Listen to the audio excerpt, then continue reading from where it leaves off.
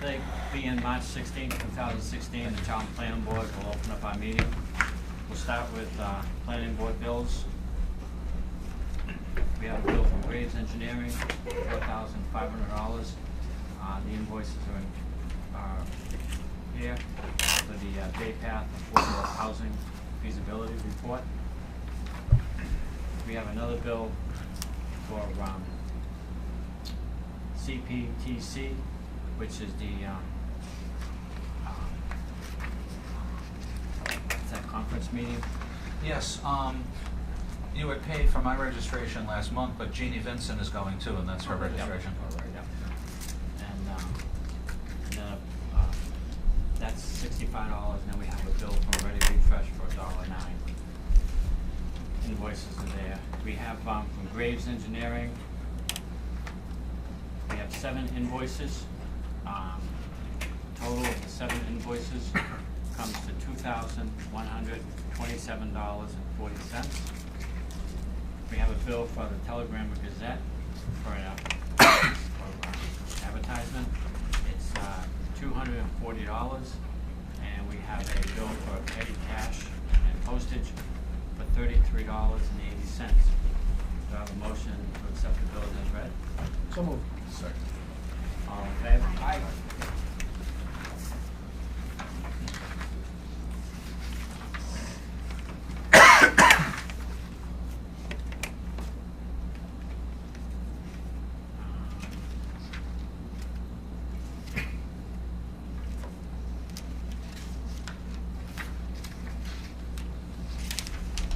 We've got, for the Child Subdivision Site Plan Development.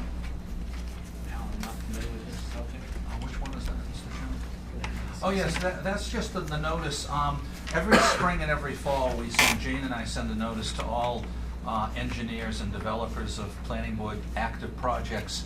In the fall, we're letting them know there's a deadline in November that the asphalt plants close and we stop road inspections. In the spring, we let them know that things are open again and they can start, and that's to let them know that they can start again.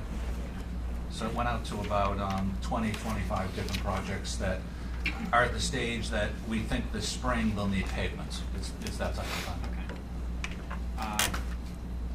Got a site visit for March 3rd from Graves Engineering in regards to 53 City Depot Road facility. Upon inspection of progress of construction of a 2.5 megawatt ground-mounted array facility. Upon arrival, GEI met with workers. The driveway was approximately 50% fine graded.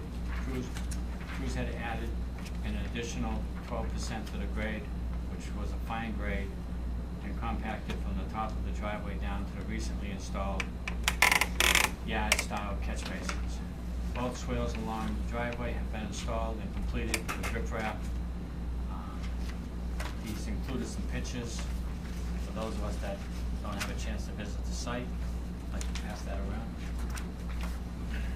We have another one from Nick Burham in regards to the CMRCP, the 2016 Regional Bicycle and Pedestrian Count Program. The transportation staff of the Central Mass Central Regional Planning Commission is beginning to plan our 2016 Regional Bicycle and Pedestrian Count Program activity. Following the activity of previous years, we are providing an opportunity for a limited number of activities. You may request a count of a specific location where you think bikes and pedestrian use is increased, or where you are planning to improve bicycle and pedestrian use. This would be for the buses that come around, correct?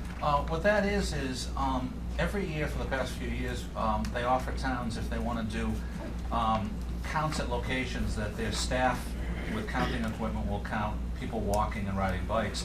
We've asked them to do some locations here in the village center.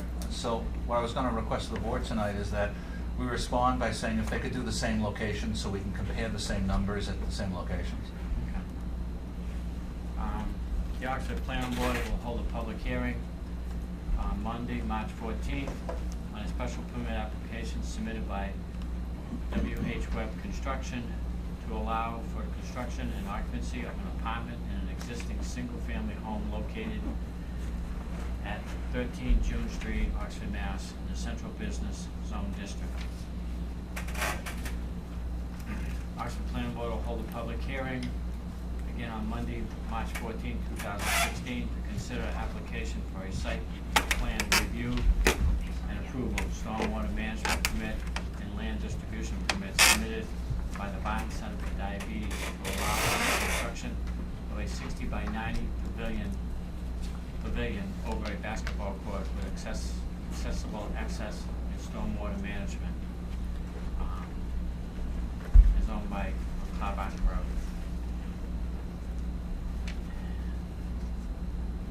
The town of Spencer notice for the planning board for a public hearing will be held on April 19, 2016.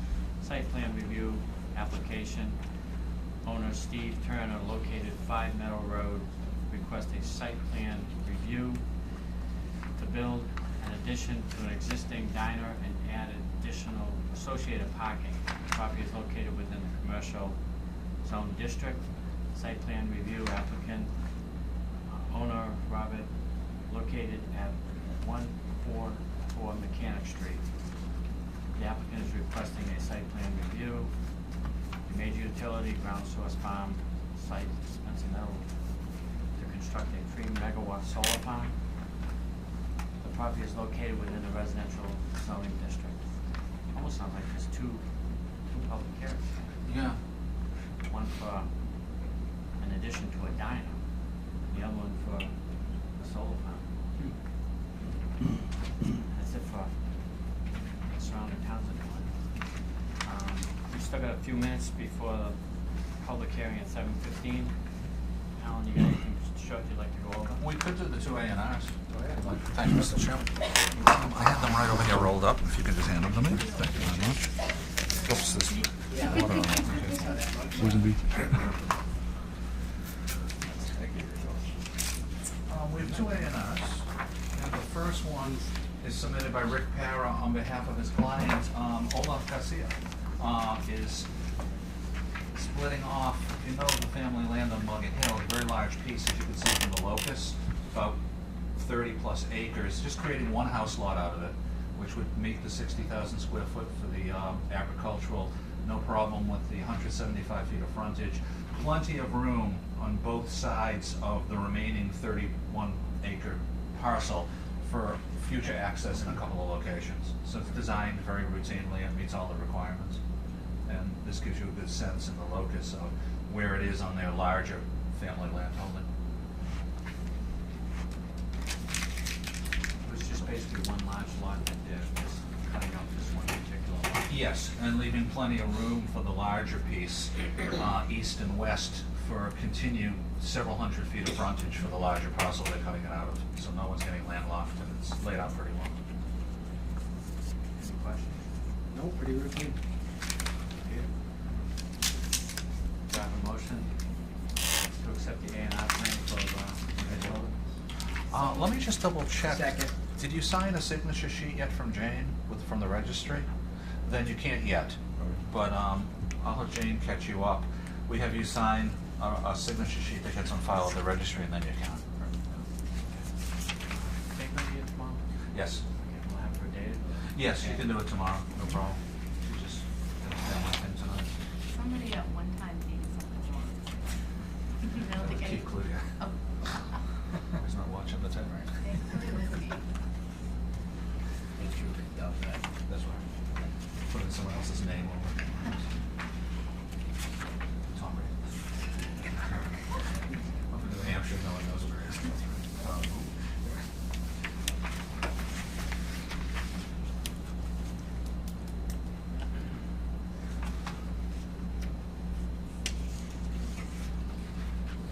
We just need 3 signatures.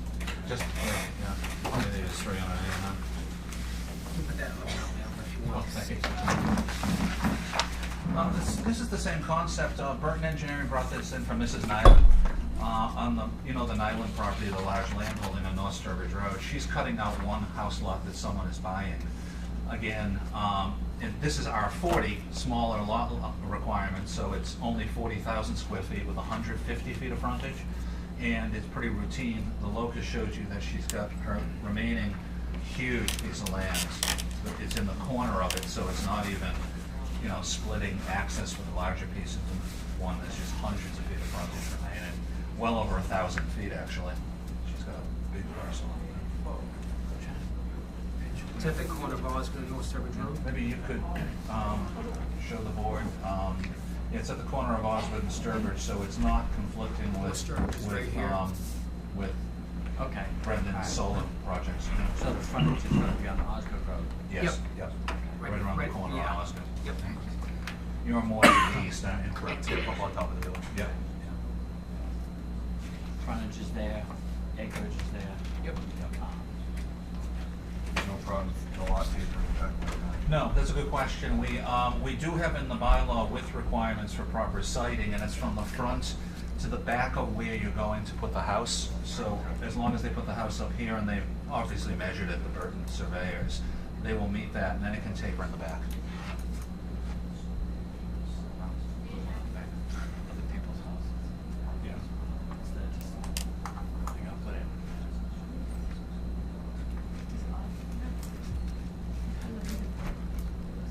Do I have a motion to accept the A&R plan as drawn? Second. All in favor? Aye.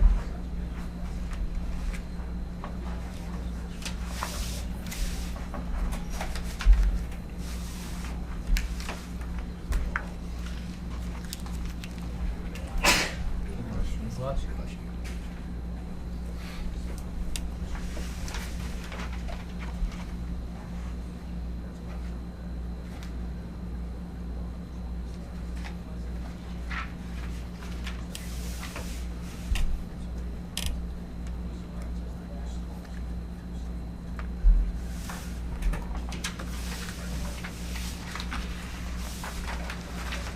Yeah, the signature's gonna file with the registry, and that way they compare them, and, I'll double check, but I'm pretty sure that, alternates to sign A&Rs if the board wants them to as representative.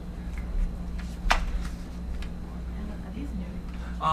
No, they're from a couple of years ago, Oh, but I found them. Salucci is the, Yeah, that's right. okay, you just I saw found it. them in a drawer and just thought the information, but I was gonna point out they are old. I'm like, did the state Yeah. reissue these because I think they. We were cleaning and thinning, and I found them, and I said, "Oh, that's what good."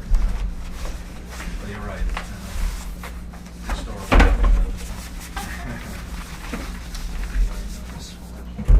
Thank you very much. James desk. Thank you.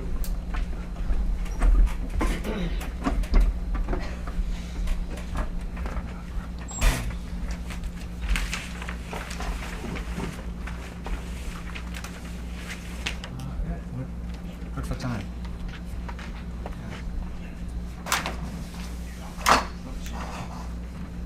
All right, being 7:15, we have a public hearing in accordance with section 7.1.4, 7.2.1, and 7.2.7 of the Charlton zoning bylaws. The Charlton Planning Board will hold a public hearing on Wednesday, March 16, 2016, 7:15 p.m. in the Planning Board office of the George C. McKinstry Building, 37 Main Street, Charlton, Mass. On the site plan application of Civil Tech Incorporated on behalf of LSE Signian LLC, 1405 Faulkner Road, Suite 100, Wilmington, Delaware, 19803, requesting approval of a proposed commercial ground-mounted solar array and associated utilities connection facilities. Proposed consists of a 0.5 megawatt field array on approximately 3 acres of a total 46-acre site located northerly off of Stafford Street on property owned by John and Gretchen Cook, assessing map 19, Block E, Parcel 2. Said property is zoned agricultural A. Copies of the site plan application are available for inspection at the planning board office and the town clerk's office during regular business hours. Any person interested or wishing to be heard should appear at the time and place designated. Ally, start us off with this? Thank you, Mr. Chairman. I'll be as brief as possible, and I'm basically going to state what I say at every site plan, regardless of the particular land use proposed. For folks who haven't been here before, and for the record, in Charlton, this type of project requires administrative site plan review. That means it's an allowed use in the zoning bylaw. The board isn't determining whether or not they should allow a project. The board has authority and responsibility over site design. Key items that we look at are stormwater management, access, whether it's a road or a driveway, any buffering, whether it's visual or demarcating property with fencing and landscaping. If there's signage and or outdoor lighting, this isn't a building, but if it was a building, layout of parking spaces and handicapped access parking spaces and such. And the board also does a civil engineering review with its peer review consultant. I'll present that and summarize the peer review report from Graves Engineering in a bit, but through the chair, if the applicant can introduce themselves and initially give about a 5-minute general overview, and then folks in the room can get more specific as the hearing proceeds. I want to make up one other point that, and I know the applicant knows this, this project will not be finalized this evening. Like many site plans, it's the initial first night of a hearing, and then it will be continued as items are revised and the board proceeds with it. Understood. Understood. Thank you, Ellen. So, for the record, Brendan Gove, president of 0 Point Development out of Rutland, principal manager of the applicant. Before you, similar to other projects that we've looked at in the past, this is a 2,200 panel, half a megawatt solar farm, relatively small speaking compared to the other projects we've worked on together. Just to get your bearings, the locus map is in the top corner. If you're headed east towards Worcester on Stafford Street, familiar with the county stores on the left. We're proposing to install the solar array behind the buildings of county stores, so behind the storage facilities and the liquor store that's just right at that convenience store area. With me tonight is Stu Clark, who has prepared the site plans. He'll go through the actual design layout in a little bit more detail, and obviously go through answer any questions that the board may have on the Graves review comments. Just for the benefit of everybody here, typical questions that we look at from abutters, people that live nearby. What does it look like, smell like, sound like? I'm not sure if you're close by or not, but the overall construction schedule for a facility like this, 2,200 panels, we install 1,000 panels a day. So from a construction standpoint, it goes up pretty quick. We're looking at, when we're there on site, there's relatively no grading to do, which Stu's going to walk through in a minute. We've got a 2 to 4 week construction timeline. There's less deliveries than a single family home. We've got the inverters, the panels, and the racking to drop off, and the installation of those materials go very smoothly, very quickly. That being said, this is a pretty straightforward project. I know the board's well versed in it. I'll hand it off to Stu and answer any questions you have. For the record, Stu Clark with Civil Tech. As Brendan said, this is a pretty simple site. Existing condition plan shows Stafford Street, the county stores, and storage buildings here. A couple of butters and conservation. There's a pond here known as Cook's Pond. Overflows down into Snow's Pond down here. The site we're proposing is in this area, behind the buildings, as Brendan said. This area is currently used kind of as a construction yard. There's not very robust land cover there, which was confirmed by Mr. Graves' comments. Mr. Andrade's comments in Graves Engineering. This is just a larger scale on the same plan, just showing the resource areas. There's a graphical flood area here. There's Cook's Pond. An intermittent stream flows into it. A perennial stream flows out of it. There's a control structure. You can see it's right here. A little control structure regulates the level of that pond. Where it comes out, it becomes a perennial stream, and it has the associated riverfront areas with it. Existing buildings, and here's the construction yard. A few large trees out here, some barren ground, a debris pile, some smaller brush, raspberries and that kind of stuff. Not a lot of trees in this area. There's a few smaller ones over here. The larger ones I try to indicate with those very dark marks, which I need to screen back. This is the proposed site.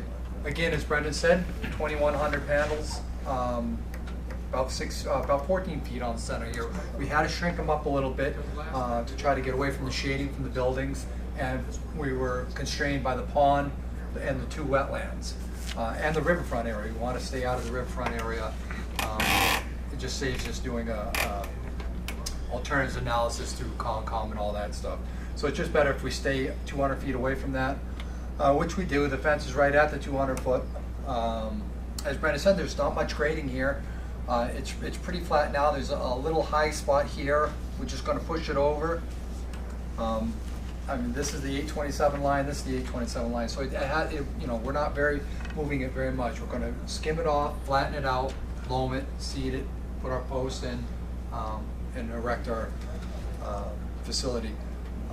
It'll be enclosed with a 8-foot fence. I know there was some confusion. I have it on my plans, my old detail, the same comment on the other 2 projects that we'll talk about later, that I had a 7-foot fence on there, but it's going to be an 8-footer in accordance with town bylaw.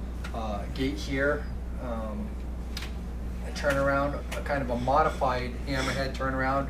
Again, due to space, there's like 20 feet back here, so a fire apparatus can pull in here and back up here and get out. Control switch gear and transformer here. We'll come underground and to a couple poles and shoot over to the interconnection point here on Stafford Road. There is no storm water basins required on this because we're taking a land use that is got a higher curb number, and we're going to be reducing that curb number by putting in loam and seed and grass. So we're going to take this barren land and make it more of like a lawn. I don't want to say a lawn, but it's more grass. It holds the water. There's less runoff from this site than there is today. So no stormwater structures were required. I think that's it. The rest is just some stormwater stuff. Hay bales, silt fences. I apologize, they didn't show up here. They're very light on here, and it's one of the things that Grace has asked me to darken up. I had the wrong screening on it. And then that's just standard details. I would be happy to answer any questions you guys have. I'll put the put the proposed site back up so that you can look at that. Yeah. You need another one? No. Okay. Okay, Alan, do you have the Graves report on the project? Yes, thank you, Mr. Chairman. The board and the applicant has the Graves peer review and civil engineering report dated February 29th. There were 27 initial comments, which, as you know, are not many, because I think you know what Graves looks for. Very often projects routinely have 60 to 80 of them. The bulk of them are stormwater management. I won't go into any specifically because there's no need to paraphrase any of them. But Michael is either suggesting a few changes here and there, or asking for more information, or catching a few discrepancies, one sheet versus the other. Mentioned also, separate from stormwater management, clarify whether it's the 7 or the 8-foot fence you're proposing. Right. But most of it is HydroCAD calculations, post-development, subcatchment calcs, recommending you adjust here or there, or give him more information so he can run the numbers to make sure.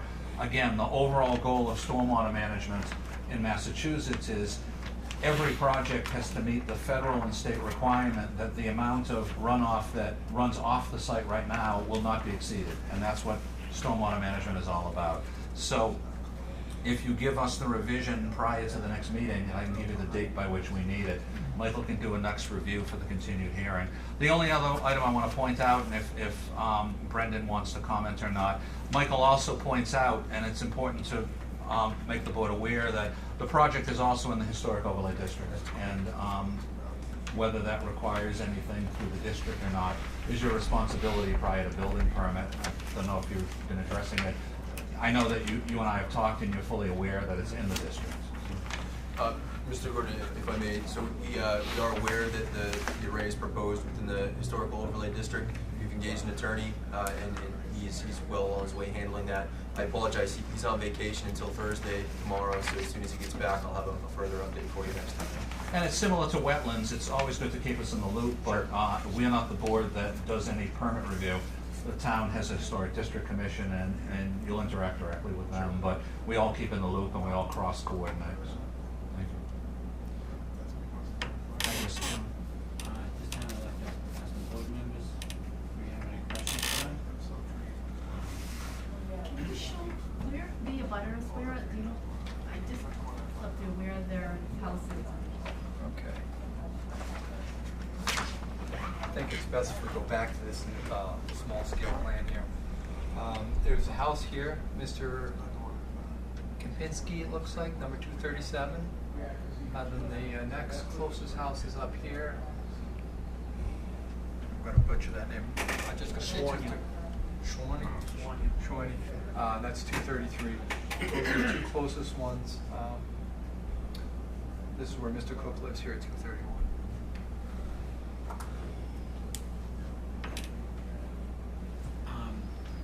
In regards to Mr. Swanier's property, could you just show me where property lines are with the heavier trees up? Yeah, Mr. Schwani's line is right here. Oh, okay.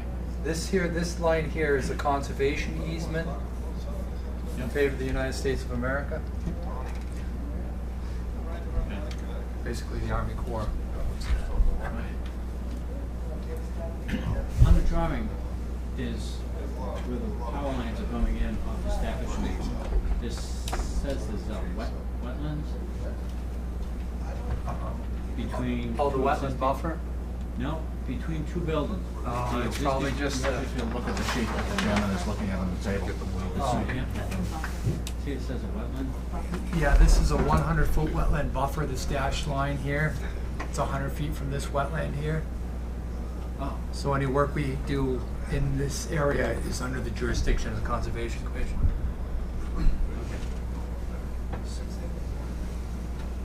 the access into this property comes where the power lines are going to be put on the ground? That's correct. It's paved right up to here. Yep.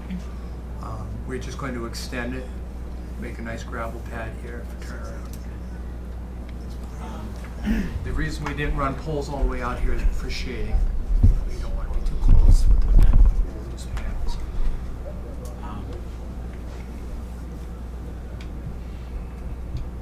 There's probably gonna be a gate to keep from going into the property. There's no, I know like in the past, we've always had the driveways have a gate, but because it's between two Okay. buildings and stuff, Yeah. there wouldn't be a need for another gate. I don't think so. Okay. You guys can use the existing curb cut that they currently use for access? And the fire department doesn't have an issue with the trucks going between the two buildings to get down back? Has he had a report for now? No. We distribute the plan to the fire department, and Kurt Meskis as the deputy and the chief together review them. I'll double check with Kurt, but he's very on top of these, and if they had a concern, he would have talked to me already, but I'll still reach out to him and confirm that.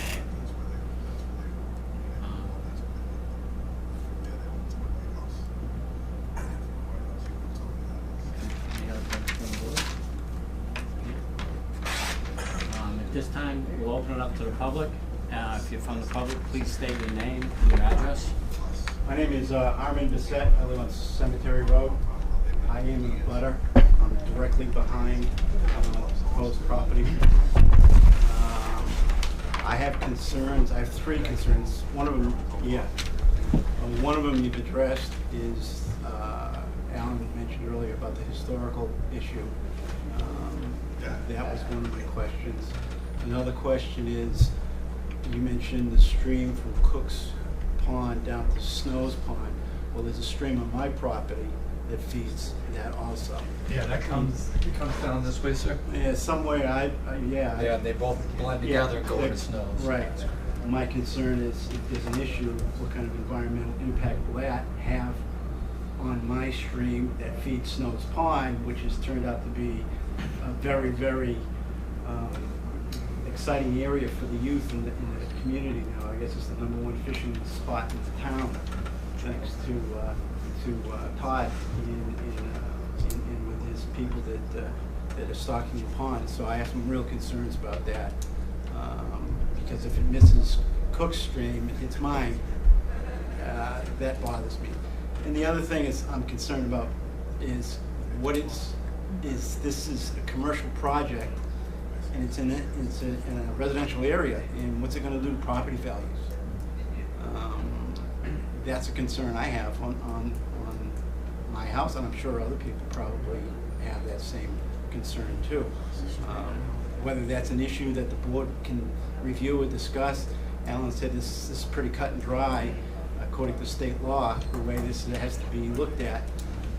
But as the town's, citizen and a butter, these are concerns I have, and that's why I'm here tonight, to see what's going on. Now, I understand this is 3 acres.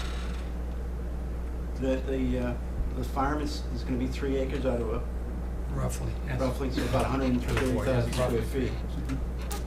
Okay.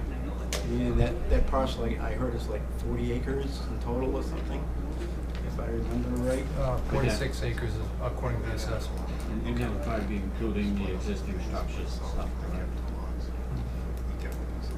So those are basically my concerns.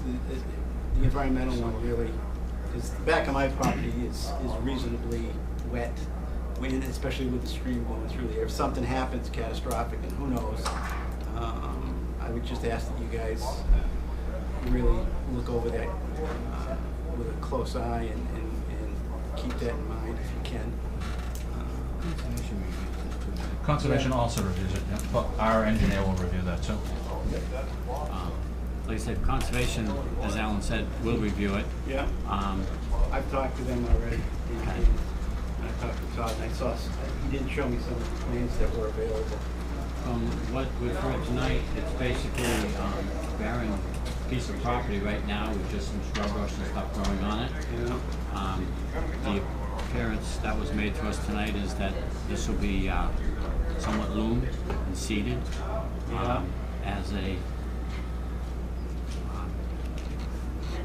Field, grassy area.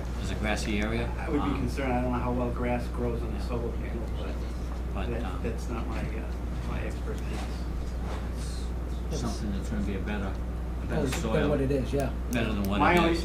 another concern I have is once this is done, if something happens, God forbid, and the odds of something happening are pretty slim, but what if something happens? Are you gonna end up with a ludicrous situation like we have with the ExxonMobil situation, which is the opposite end of the scale, I agree, but the end result is you still have impact to the community, and you have finger pointing and what gets done and what doesn't get done.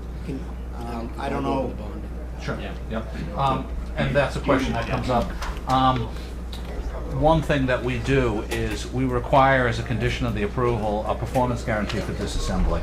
That if in the unlikelihood, but again, like you said, anything can happen statistically, if it was abandoned and the applicant walked through bankruptcy or just a company not managing it properly, the planning board holds the performance guarantee legally, and we have the funding to disassemble and to restore the property, the surface of it. Certainly relevant in today's current Charlton with all we know is going on between the Casella plume and the Mobile Exxon plume, but those are chemicals and this is a physical structure. So you don't have this spillage situation.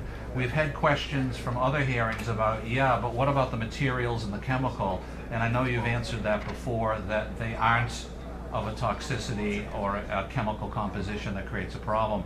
Would you mind very briefly addressing that again? I mean, Sure. just so. Sure. Through the board. So the solar panels themselves, they go through a chemical process to become, on a molecular level, able to capture the sun's photons. But as they are used in a commercial application, they passed NEC 2014 electrical codes and UL certifications, just like your home appliances.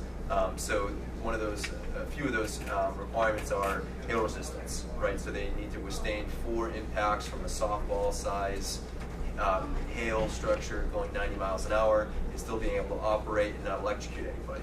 So the materials themselves that are installed are highly scrutinized and to the point where even if they're broken, shattered, they're still safe. So the byproducts, say these were impacted by a tornado or some crazy act of nature, and they were all basically destroyed and crumpled up. You're telling me everything that's in there is safe? Yes, everything is safe and recyclable. Oh, okay. Polycrystalline plastics, aluminum, glass. Okay. You say so? Any other questions from the public at this time? The stream issue that he mentioned, the buffer zones you showed too, is it 100 feet and 200 feet? That's correct. And your stream is further to the north, correct?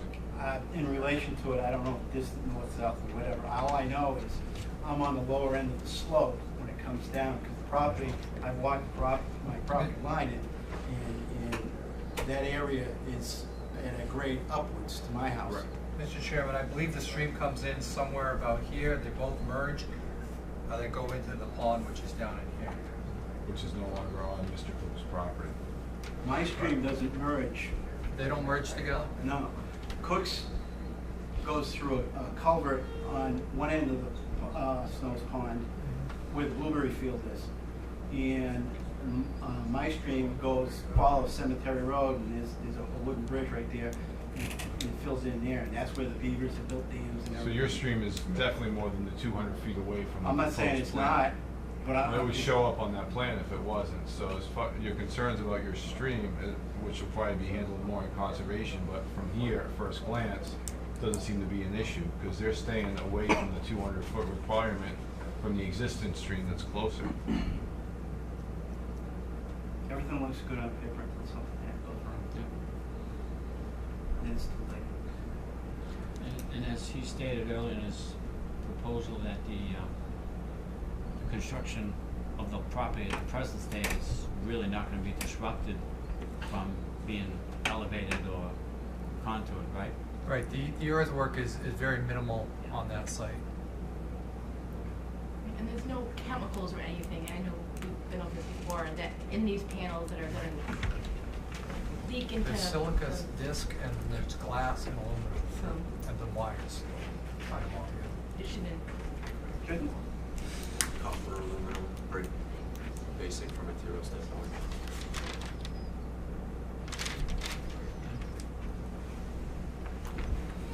Any other questions from the board members? Anything from the public? Alan, I guess we'll continue this public hearing to. Yes, I know that you'll work on the revision. Brendan, if I can ask you a question, we're getting really stacked here, and I know we're gonna continue to wrap up your two other hearings tonight to our next meeting. Would it throw off your schedule if this was continued 2 meetings out? I don't think so. We have 5 hearings at our next meeting. I mean, we're just slammed right now, and if we go beyond the 5, I think it's gonna create a management problem for the board that night. Sure, no problem. We can wait. Thanks, but you can keep rolling with us on the revision review, get it in at your own convenience in the near future, and Graves will review it, and we'll, get back to you immediately on it. No problem. Thank you. So we're looking for April? April 20th, Mr. Chairman.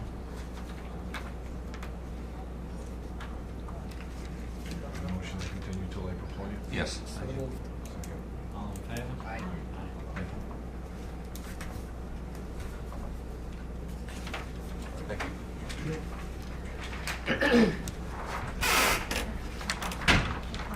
Just in time. Thanks, everybody. Yeah. Yep, perfect have a good timing. night. Yeah, that's rad.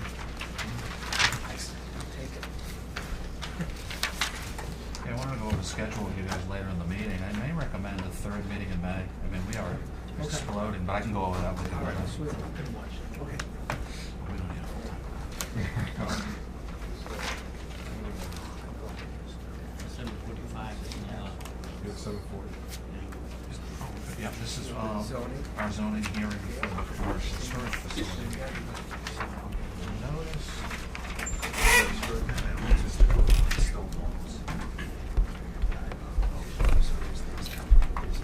hey, being 7:40, Charlton Planning Board will hold a proposed zoning bylaw amendment pursuant to Pursuant to Massachusetts General Law, Chapter 40A, Section 5, the Charlton Planning Board will hold a public hearing on Wednesday, March 16, 2016, at 7:40 in the Planning Board's office of the Charlton Municipal Office Building, 37 Main Street, Charlton, Mass, to consider amending Charlton zoning bylaw by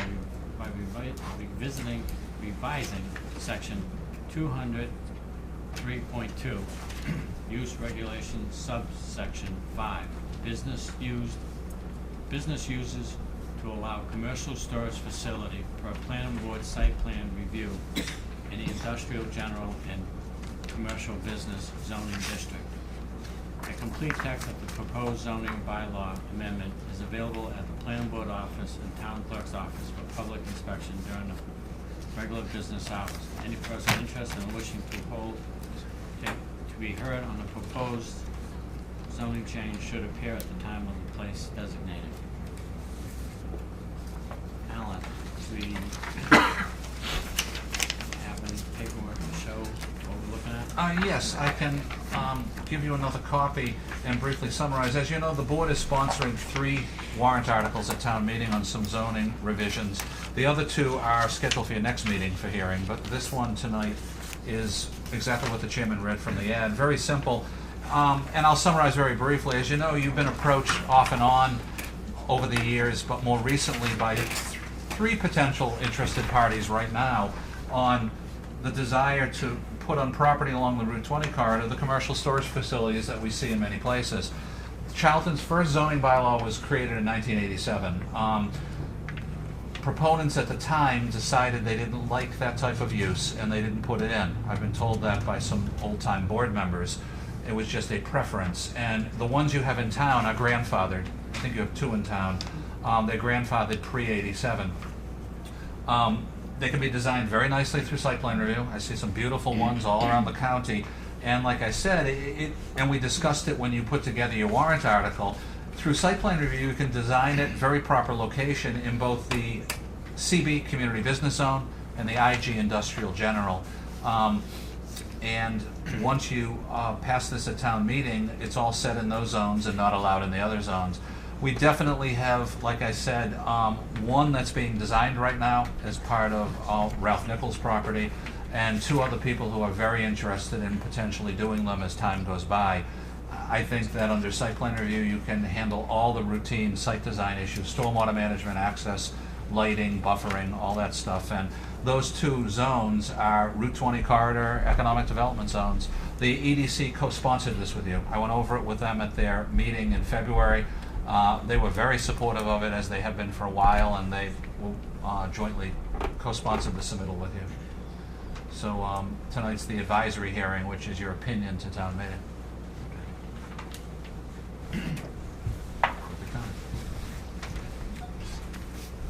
Left the board for discussion.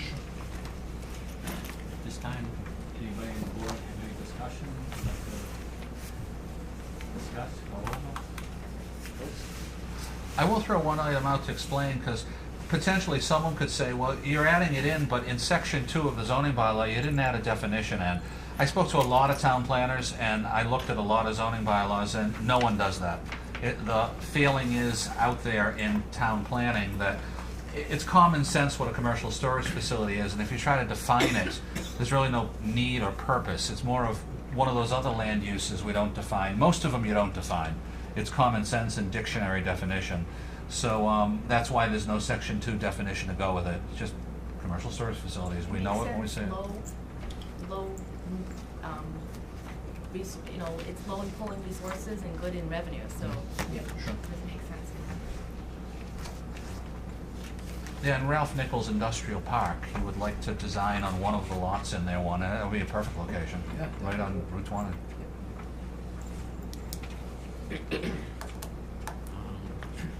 This time I'm gonna open a public hearing to the public. If anybody has any comments on the zoning bylaw change, state your name and your address.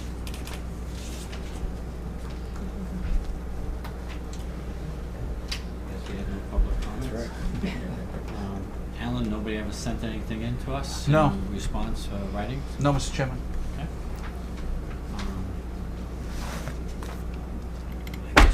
suppose we'll take a vote on this draft.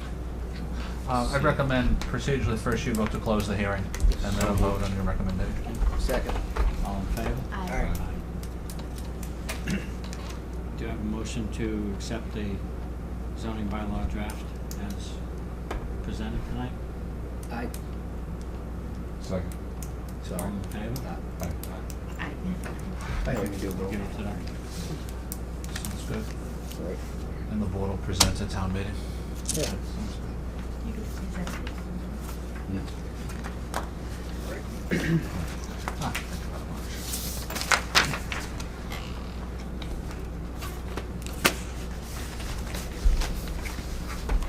And,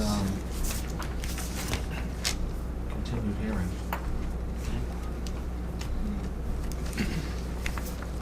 Being past 7:45, we're gonna have a continue the public hearing for LSE Cypress Commercial Solar Array Site on Brookfield Road. Alan, you got a Yes, report? thank you, Mr. Chairman. I'll be very brief. The applicant gave us their revision, which Graves reviewed, and you have the Graves review peer review report dated March 15th. The original review was 38 items, and they've got it down to only 12. Again, mainly stormwater management. Mike is just pointing out, on item number 33, again, we still have some driveway steepness issues. We want to avoid a repeat of what we went through on Center Depot Road. We'd rather get it in the proper context before we get into field adjustments on it. And then he's just pointing out on the driveway turnaround in the comment 34, steepness on the turnaround for potential fire apparatus, and I'll just touch base with Kurt to make sure he's okay with how you've designed it. If not, I'll talk to you about revising it per the fire department's request. And I talked to Brendan this afternoon. What I'd recommend is, we're just not exactly there to wrap up this evening. It's not a problem, it's just that we need another go-around on these 12 HydroCAD items, basically. And we just don't leave it outstanding and do an approval subject to. So unless the board has any specific questions, I'd recommend that we continue it to the next meeting, which is the April 6th meeting, and we talked this afternoon, they can do another iteration of it, and hopefully we'll wrap up in no problem that night. Any questions? Huh? Okay, do you have a motion to continue the public hearing to April 6th? So moved. Second. All in favor? Aye. Aye, thank you. And we're right on time, we can move on to the other one.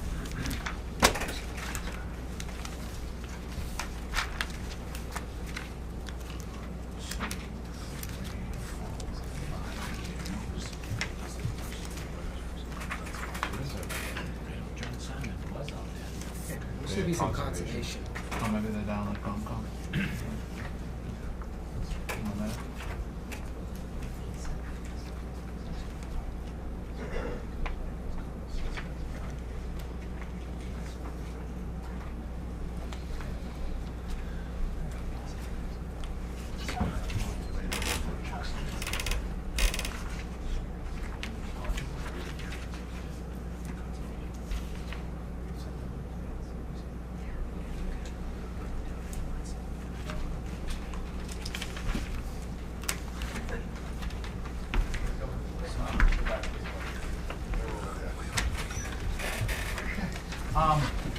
Again, similar to the previous one, you have the March 15th review by Graves of the second plan revision. And originally there were 26 items, and we're also down to 12 on that one. Same thing regarding that. They're mainly stormwater management. It actually, we don't have the steepness on the driveway that we have on the other one. It's really stormwater management items that, again, we really just need a little farther along. So when you're done with this session of the hearing, I'd recommend we continue to April 6th. Separate from this, the other item from the last meeting was with John and two other folks, landscaping buffering. And through the chair, if Brendan, you want to summarize, you were meeting in the field from the last meeting prior to today about how that went in terms of location and design and type of buffering for the three abutters. Sure.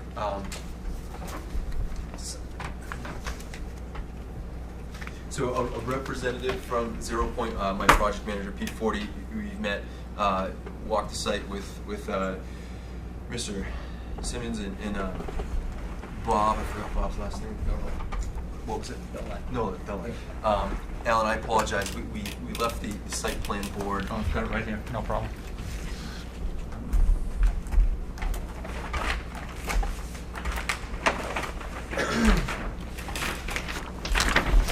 Here's our copy of it. Thank you. So basically what we're looking to do, as discussed, as noted last time, there were some select areas where the trees were very thin. So what we're proposing to do, and Stu, if you could help me out, these aren't the revised site plans, so these don't have the notes added to them. Okay, these are not the revised ones? No, the revised, All right, that's the yeah, marked up original one. we took these trees, the same, I had dwarf spruce, but they recommended some blue Colorado spruce. I had those and continued it up this line and across this line to do screening. Also, as we discussed, I put a note on the plans calling out for honeysuckle vines to be put at the base of the fence so they'll grow up the fence and provide a natural screening. Honeysuckles are a native species. Did you look into that? And you do have some pictures of that. Those are going to be 12 feet on center. The trees are going to be 10 feet on center.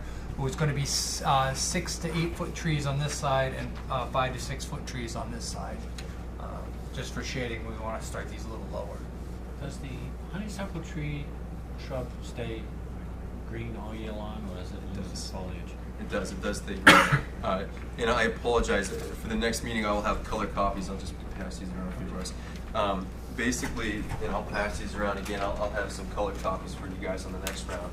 But you can see on the two sides, basically at full grown stature, you can see right through the mini mesh on the right side, and then that's what it's proposed to look like on the fully grown side. So in terms of its time to reach its 8-foot length, it does grow that in about one growing season. So we're looking within the first year to have that type of effect there. Would somebody have to be trimming these periodically? No. Okay. No, they can't grow higher than the fence, which is good. Self-regulating.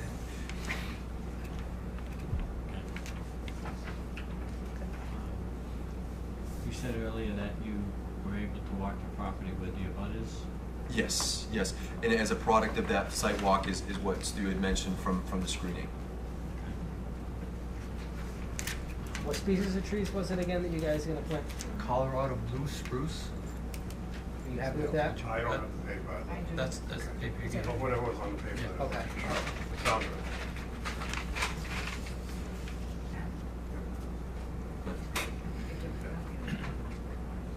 Would the vegetation be on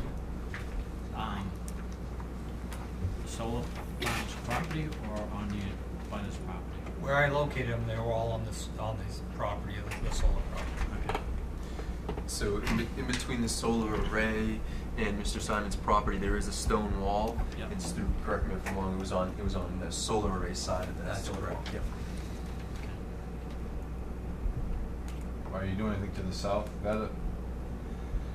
No, so there was some conversation, some discussion of potentially putting trees over here.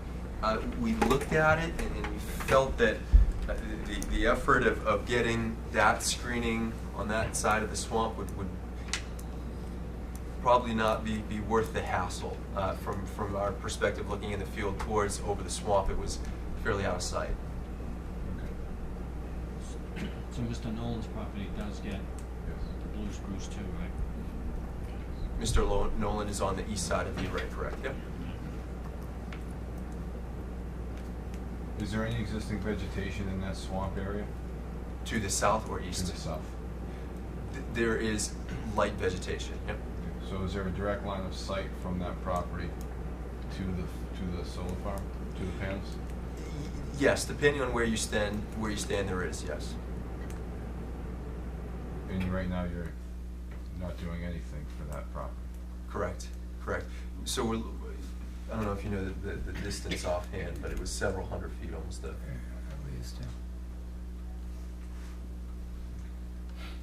Now, you guys can only do the honeysuckle vine on the areas where you're putting trees, like would be to the east or the north?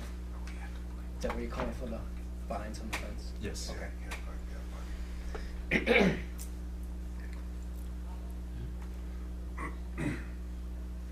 Do we have any comments from the public? If so, would you please state your name and address?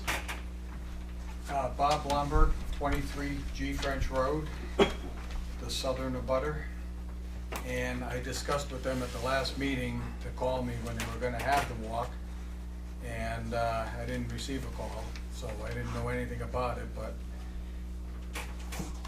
when you look from my house, right out in my yard, the land goes down, across, and then back up again.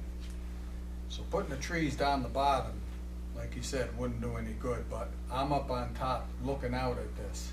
I'd like the trees up near my property line, on their side, up near the property line, on the high area, so that I can't see across there.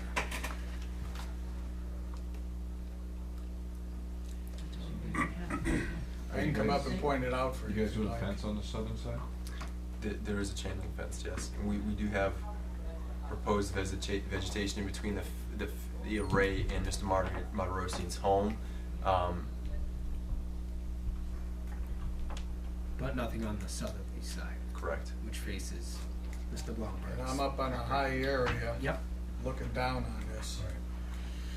If they put the trees on the high area, right near my property Were line. you proposing that location or somewhere different? Can you come up and show the board what your Sure, so, location was? and then just correct me if I'm wrong, but when we were looking at the extent of the wetlands, we obviously did not complete the circle, but the wetlands looked like they extended into the backyard, the back property line here. So we were looking to not open up a can of worms at You the, can't go in the wetlands. Yeah.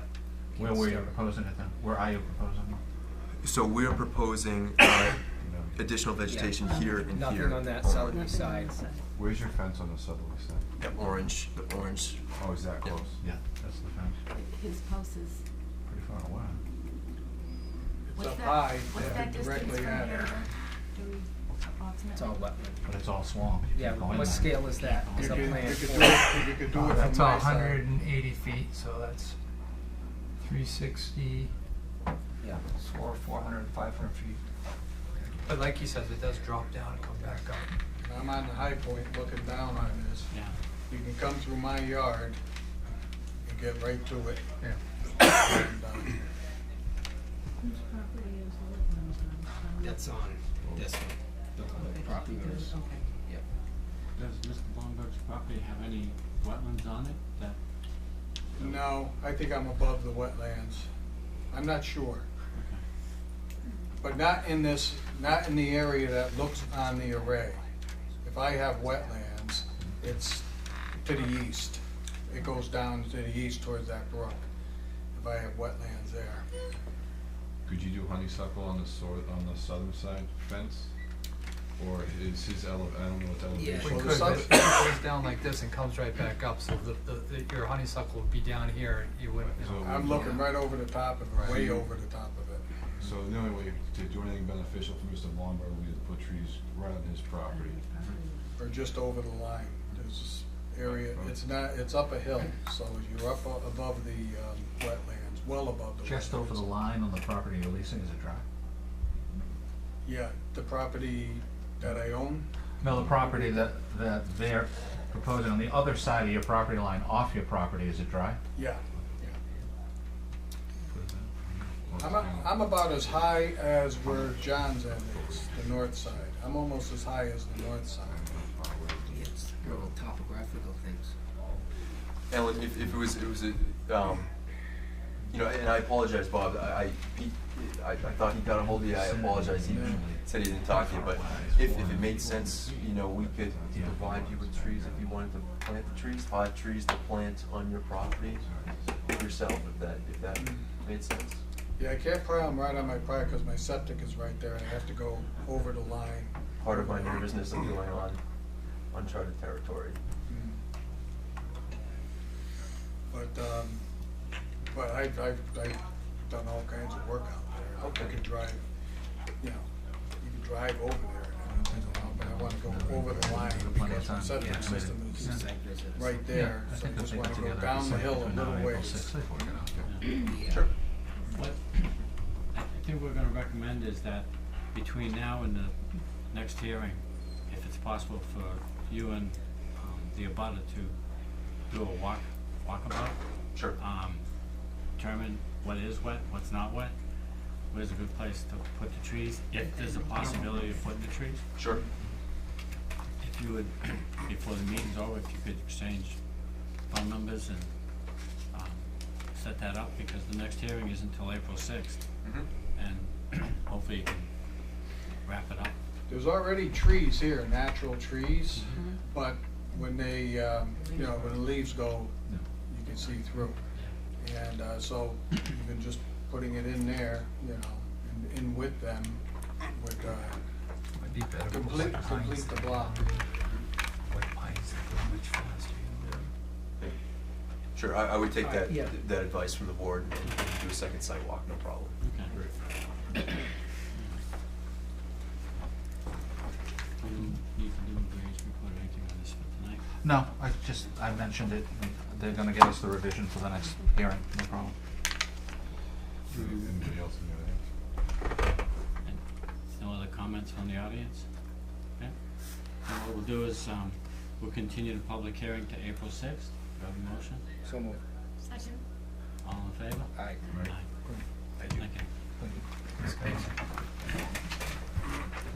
Just wanna give you this one for you. Yeah.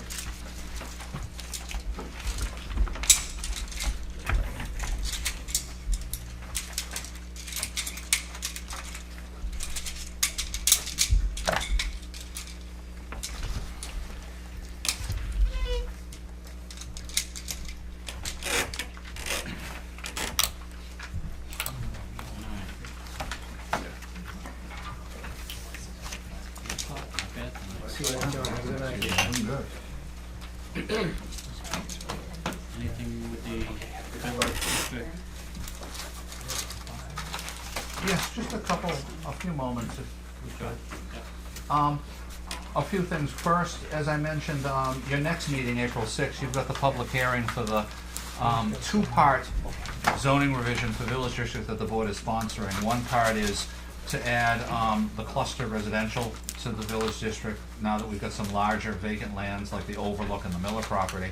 And the second one is to add, at the request of Ken LeBlanc, the auction house land use, which is in other zones but not mentioned in Village, because he's talking to people in Putnam, Connecticut, as he eventually proposes his site to the south of maybe that could be a good tenant, and I think they both make sense. The second thing is, as we mentioned in the mail when you went through, we received the annual request from CMRPC that they're going out this time of year around the county and doing pedestrian and bicycle location counts. And for a couple of years, we've asked them to do it in the village center. And I respectfully request that the board have me tell them that if they can just do the same locations, that way we can compare them year to year. They do some real good ones right here in the village district. And as soon as we get the info, they make the request now, but they could do it anywhere from June to September. It depends on their schedule as they do the whole 43-town region.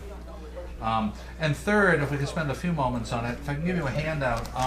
We've talked about the Complete Streets program, the sidewalks and such, and got a little handout, and I had a couple of good conversations with Dan Daniska.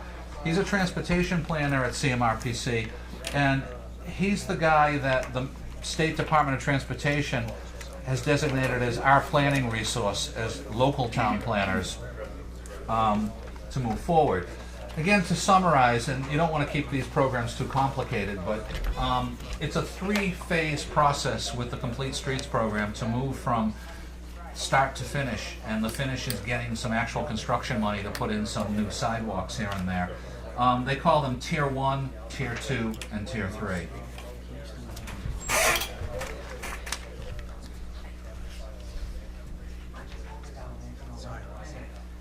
Thanks. Tier 1 is setting a policy, and the way they do it is,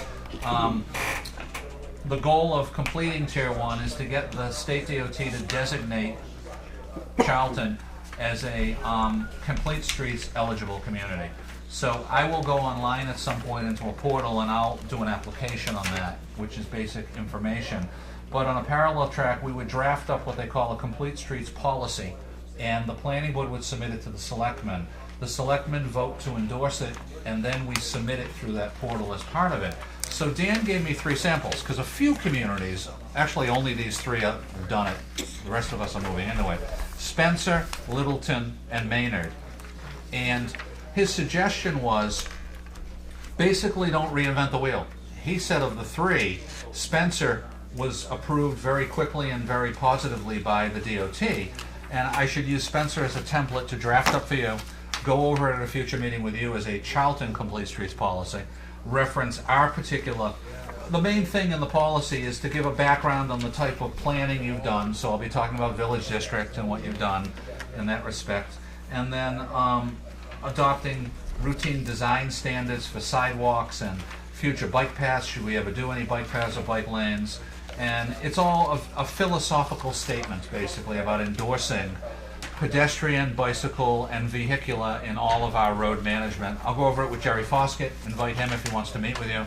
And then, like I said, step 2, planning board would head it to the selectmen to adopt it as the Charlton policy. We submit it through the portal with the rest of the application, and then the state reviews it and certifies us as a complete street eligible community. Step 2, beyond that, or tier 2, would be if we need to do any studies. Now, as I mentioned, we don't have to, because the village district study, I was told by DOT, is the justification that you've done a study about sidewalks in an area. However, Dan asked me to pass on to you that he's learning from working with a few other towns and feedback from the state, and they like a wider geographical area. So what he said is, there's no reason to make a decision tonight. We could ask them for a small amount of money after we get certified, and the money would go to CMRPC for Dan and Eric Smith, who did our village district, to do a very brief report that would come in an agenda, talk to you about sidewalk ideas in other parts of town, write it up as basically a detailed memorandum, and we can submit that along with them. So when they're looking at DOT at our request for construction money in the village district, they feel more comfortable that we didn't just look at one area of town, we've also thought of the future in other places. And he emphasized to me in our phone conversation about it that it wouldn't be some major report. It would be more of a memorandum in which we worked with him and Eric, had a discussion at a planning board meeting, talked about sidewalk ideas just outside of the center of town, and they memorialized it, so to speak. So that's an idea to consider down the line. Connected to village district, or? We could do it connected, areas outside Down that to- connected, down but to Bay Path where the housing, Yeah. where they're talking about the Yeah. low-income housing, or it could be. Hoffmanville Yeah, would be- it could be, or it could just be another spot in town that shows you're thinking a little more beyond just the village district. Yeah, either way, sure. And then, of course, the third step is actually applying for construction money. Now, that we would do next year. This is a 2-year process. This year is tier 1 and or tier 2. Next year, we would go for construction money, and the reason it would be next year is we need to design. They don't pay for design.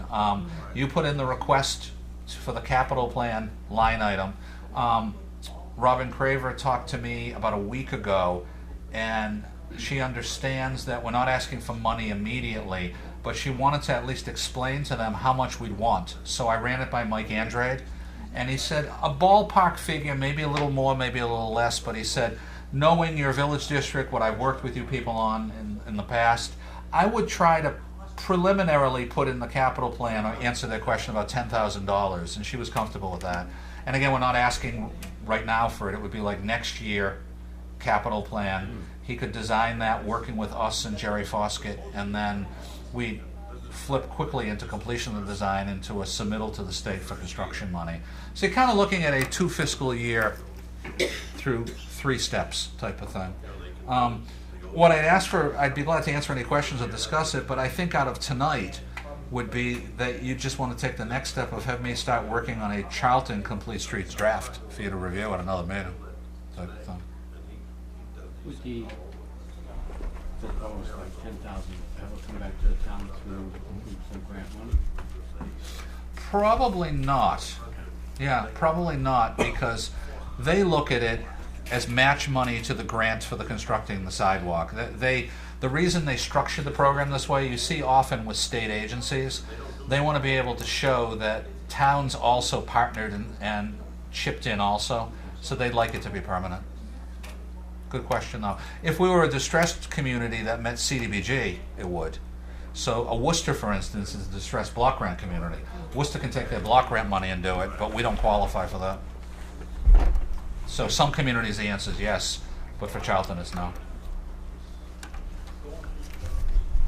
Any suggestions to make Alan, request Alan to continue with discussion or stop the application?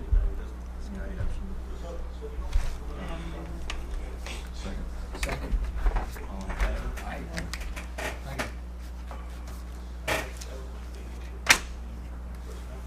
Under Village District, the only other thing is, you know how I refer to the site to the north as the Northern Acre? And I said through George Goulis and a client he has, they're designing something with Quinn Engineering. I had a meeting last week. A gentleman scheduled a meeting with me and he came in and he showed me that he's optioned the land. I guess there's been more than one party interested in. The gentleman who had hired Quinn couldn't finalize a price with the people. So this person has a purchase and sale agreement, and his engineer came by also, and I can't disclose at their request publicly because it's all pre-designed, but same concept. You know, they like the idea of village, mixed use and everything. His engineer is from Central Mass, and he, you know, knew the site.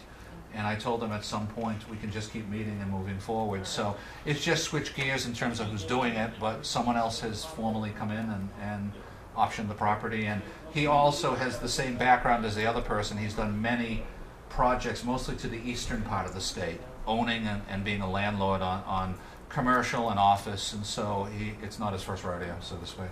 So I'll just keep working with him and head him toward you as they move forward.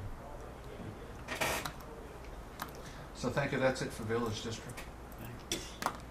I did the Garcia approvals of A&R plans. So, how about these Ponican Hill Estates? Sure. As you know, and again, I keep praising them because I'm very impressed by Hometown Bank and their commitment. Because they're doing so much work day to day, we continue to get very extensive reports from Graves. So the two latest reports for you to add to your inventory are March 3rd and March 8th. And again, there are nice photos that go with them. 3, 4, 5. So March 3rd, again, a lot of subdrain and drainage work is coming along very nicely. It's all detailed on page 1. And then there's 2 photos on page 2. That give you a nice sense of that. That's the March 3rd report. The March 8th report, I'll hand around too. Stone going in that hole, ain't it? What feet of water and fall that? 5. Page 1 again summarizes Mike's inspection that day. On page 2, there's photo number 1. Showing the remaining 6-inch subgrade to be removed in a trench. And photo 2 is the 3rd page, a repaired section of existing 12-inch HDPE drain pipe and removing a U-drain that's pictured above. So they're working extensively every single day, and I think they're moving forward beautifully this time of year to keep it moving and springtime, get it all wrapped up. So that's going good.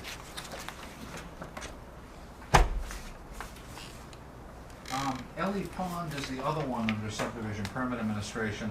To refresh your memory, Ellie Pond was originally David Gem's subdivision behind Kurt's house, and eventually the bank foreclosed, and the last section of it that we call Phase 3, they sold to Paul Gass. You remember he came in one night. He's an older gentleman from another part of the state, I think towards the South Shore, as a professional subdivision developer. He uses Burton Engineering. Mike Loyne was his engineer, but because Mike left Burton recently, Frank Bashiri at Burton, who's a very qualified engineer, took the project over. And I just wanted to give everybody a copy. We had a pre-construction meeting in the field, and they're weighing back and forth whether they want to resubmit for a revision or not. Simplest way to explain it is, they had come in and we had revised the layout a while ago. And now that they get out there with some field people, they're starting to notice exactly where they're finding ledge.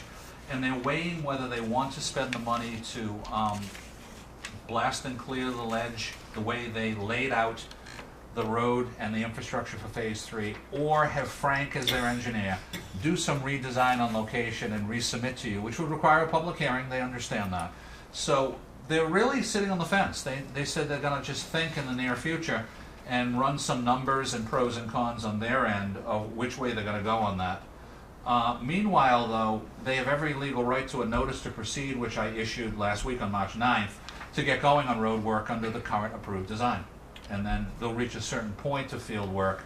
They'll decide whether they want to come back in or not. They understand, I've made it very clear that in Charlton, as any other town in the city of Massachusetts, they can't apply for and receive building permits for those houses until they get to base coat. And then they'll have to come in to get a release from your covenant and replace it with a performance guarantee for final coat and any other work. And also, they'd like to brainstorm with their engineer on whether they can change the lot layouts and get another lot or two, which maybe they can, maybe they can't. But that's up to them, and they can look at it and come back if they wish. So that's kind of the status of Ellie Pond. We haven't seen any activity in a few years out there, but now that everybody's getting active again, they're dusting it off, and he'd like to get out there. I think his best case scenario, he'd like to, later in this building season, be up to base coat and get on your agenda to switch over to lot releases. So I'll keep you up to date. If they want to come back and do a revision and have a hearing, I'll certainly let you know, and Jane and I will work with them on that item. Sounds like it.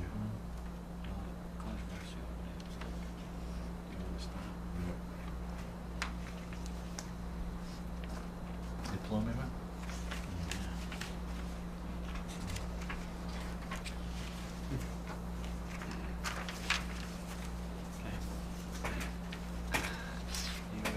Anything else on growth management? A few items that kind of just segue into my usual list, but they're growth management oriented first. I met the other day with Mr. Remick, the miniature golf business owner, and he's very excited. He started this week working again. I just saw it. Yeah, he's been out there all day today. When I came back for tonight's meeting, he was still there with somebody. So, he feels very, very positive that he can move, no particular date, but quickly through the early season and get up and running later in the season. He has his financing to finish up through that small business administration loan from Hometown Bank, and he has that. Once he finishes his prep work, he has that company come in from another part of the country that spends a week putting in actually, you know, the fixtures, the laughing clown, and whatever they put in at a miniature golf. So that's exciting. That's working out very nicely. Where on my list?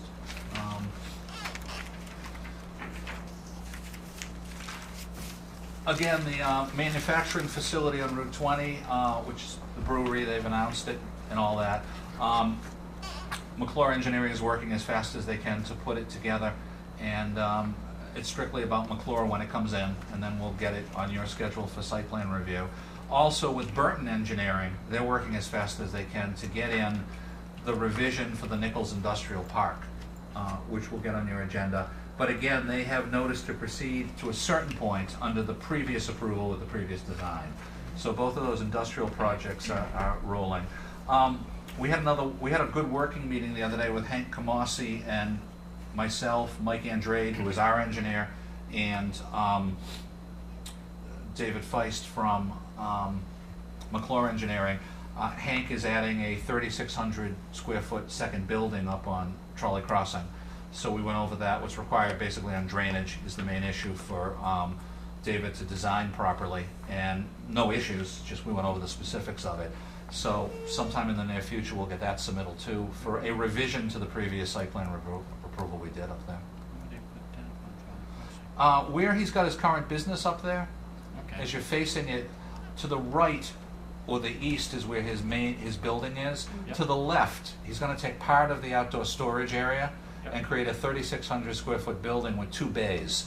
So a customer could pull their car up, back up to the bay, and they could load it from inside or outside type of thing. So that's pretty nice. It's a good expansion over there. The other thing I wanted to go over under growth management is both zoning and hearings. We are stacked up, and like I said, the next meeting we have 5 hearings, and we might even run 5 for a while. We've got a couple of zoning hearings beyond the 3 you sponsored. We have the 4th one that we expected from Ron Gauthier for the zoning map, and he had Jason Du Bois put together his petition and submit it yesterday. In a minute, I'd like to give you a copy of an excellent map that Jason did with it, so you can see. They haven't had the meeting that we requested of the neighborhood, so Jason says he'd like to set it up in the near future, and I said, you know, again, you really need to meet with that neighborhood. If the neighborhood shows up for a zone change, the planning board's policy since 1987 is this is the one opportunity a neighborhood has on whether they support something or not. If the neighborhood doesn't want it, then the board usually goes along and doesn't recommend it. So he understands that, and he's gonna go meet with them.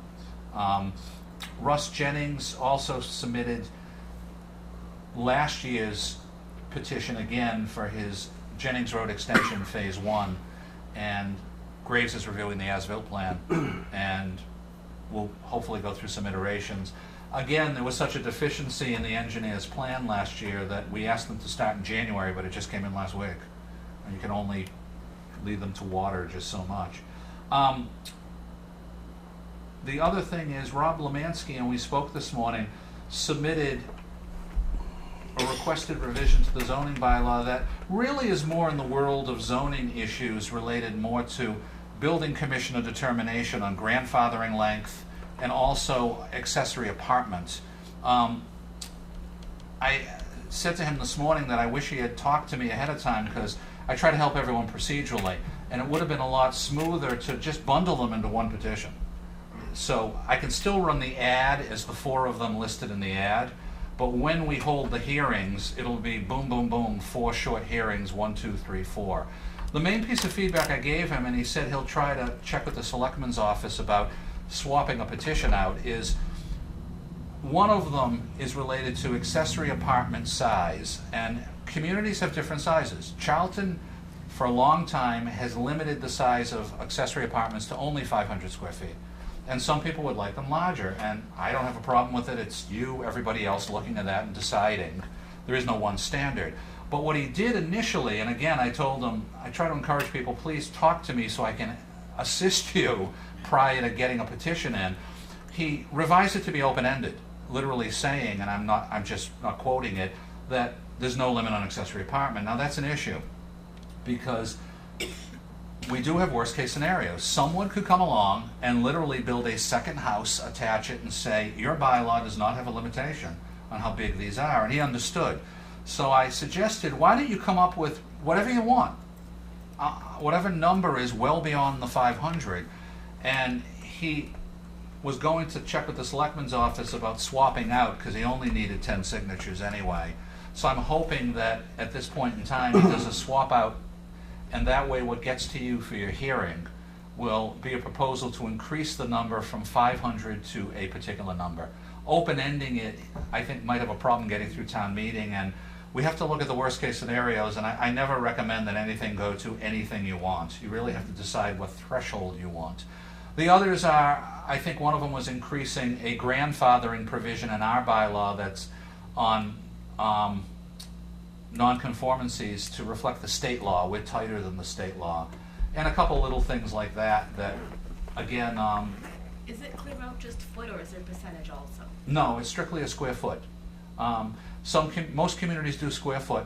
I know that Nantucket did, when I worked out there way back in the day, 25% of the size of the primary structure, because that's how they wanted to do it out there, because they had an affordable housing crunch, and they figured, well, if we go to 25, some of these structures are really big mansions. You could get another good unit on an island in a tight market. But I have no problem with the fact that someone wants to increase the 500, but I respect if you have a problem with it. But 500 is very small, And you certainly can work with him on, you know, if you want to increase the thing. And I can give you for your next meeting, his other three, that again are a few minor things, and just get Kurt's input on whether Kurt has any questions or concern or not. Did we ever do, we talked about this before, did we ever do like what other towns, compared to what the other local towns are doing? We do that on many things to research, and we can certainly, Jane and I can research that one. We haven't done it because this is the first time someone brought the issue up for accessory apartment size. But it's not that difficult to compare around and see what they've got. That sounds good, so at least Oh, we yeah, the other absolutely. local towns Yeah. have. Is there a definition for accessory apartment? Yes, we have an excellent definition in the definition section. And Like finished basement, right, something like that. yeah, it's a pretty good definition, and no one's been really having a concern with it. But I'll pass around his 4 petitions that, again, it came in today, and because of workload, I just didn't get into it. It came in today. But for your next meeting, I'll at least be able to explain to you exactly what he's asking on the other ones. But it's nothing major. It's adjusting a few points about, like I said, accessory apartments, time period on some nonconformity that reflects Chapter 40A instead of Charlton's, which is a little tighter. But I want to dive into it and give you more of a opinion at your next meeting. And then, like I said, going back to Ron Gothia's, Jason, his engineer, did a beautiful map, computer generated. I'd like to give each board member, I'll pass 5 around, that gives a really good sense of what he's proposing for a zoning map change.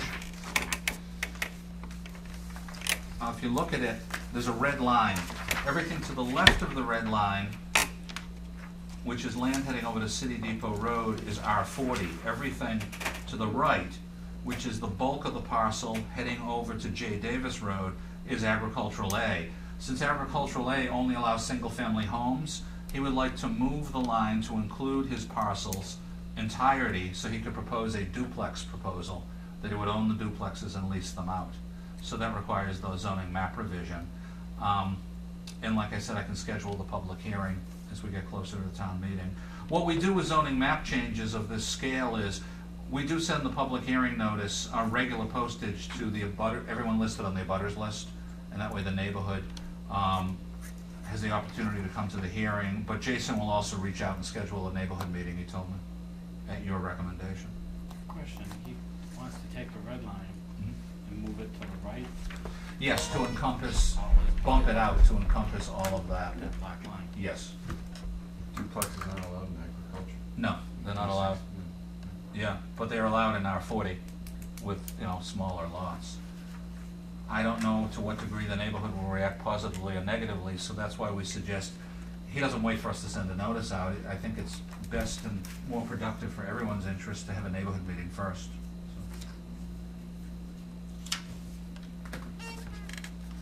That's my last growth management item, or leading into my last one about, again, we are very, very lined up here between permit applications and all of these zoning hearings heading for town meeting. So, like I said, our next meeting is 5 hearings on April 6th, and we continue along. I guess I just want to throw out the idea that when we hit May, our May meetings are Wednesday, May 4th, and Wednesday, May 20th. I'm not sure whether I'd be recommending that we have a Wednesday, May 11th meeting for the zone change proposals, the 4 Lemansky ones and the 1 Gothia one, or if we'll be able to put them in for May 4th prior to town meeting. So I wanted to just put the idea out here. I will know definitely by our next meeting, April 6th, whether it's a problem putting them all on for May 4th and either splitting or moving all of them to a special planning board meeting for May 11th that would just be those 5 citizen petitions for zoning warrant articles. Would May 11th work for the board members if we needed it? Yeah, I can't see why not. And even if, would it hurt if we could move one of the public hearings too, if we had to, if someone. Sure. Have you gotten any idea on the brewery submittal? I know what their goal is. Yeah. Their goal is to, by the end Well, of this. you don't have to say date, just does it fit into that bracket? Yeah. We could, if they stick to their goal, we could Yeah. open the hearing on April 20th. Okay. Yeah. All right. If they're delayed, then they'd go into May. Okay, gotcha. Yeah, no problem. Yep.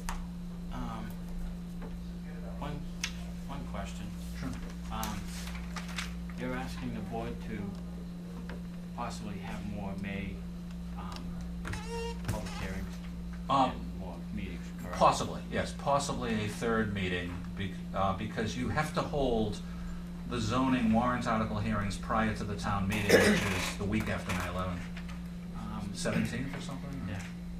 The big question I have is,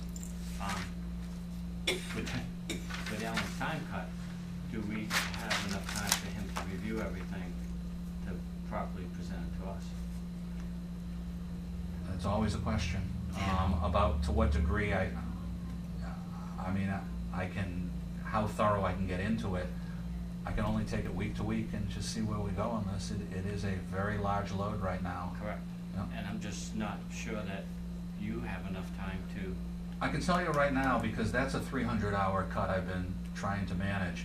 The main impact sitting here tonight is, the complete streets went over tonight. I can't go near that right now. Yeah. But if I wasn't cut, I'd be able to juggle it, Right.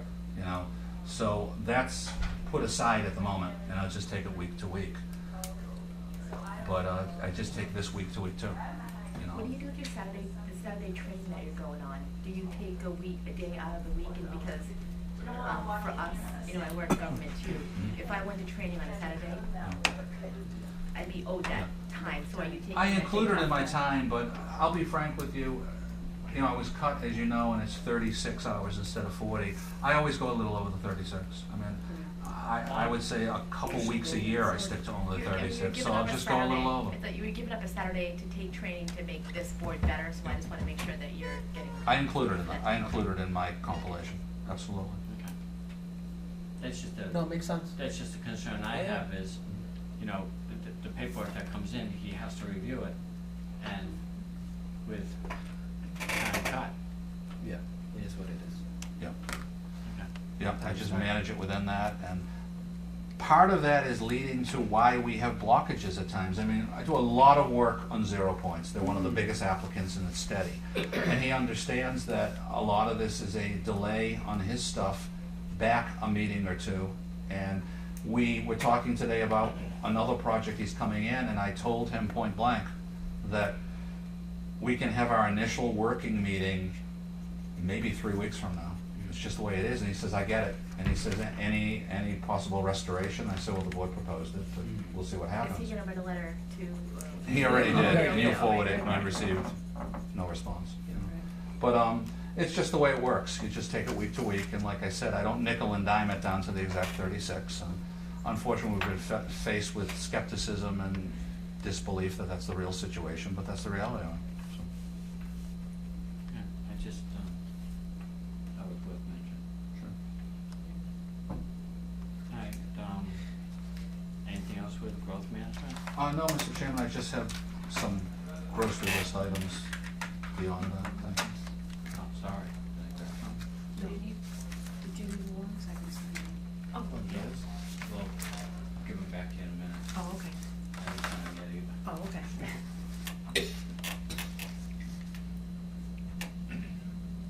Alright,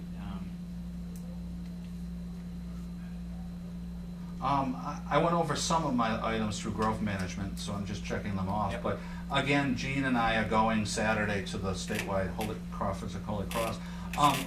Conservation agent Todd Gerard and I went to the regional Mid-State Trail Committee meeting in Worcester last Thursday, and it was very good.